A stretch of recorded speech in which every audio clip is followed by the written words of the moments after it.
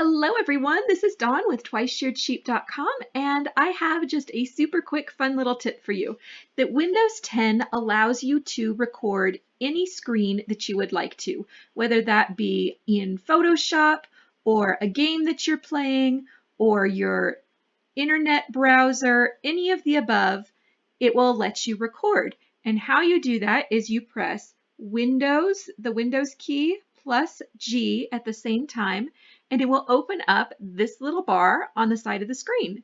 And this little bar, essentially you're going to tell the computer that this is a game and you would like to record your game. Check the box, click the little box that says it's a game, and it will pop up this big screen at the bottom.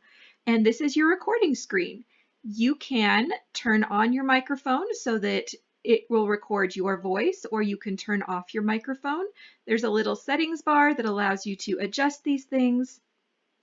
And you can record. No additional software needed. You don't need to download anything. You can do it directly through Windows 10, which is fantastic.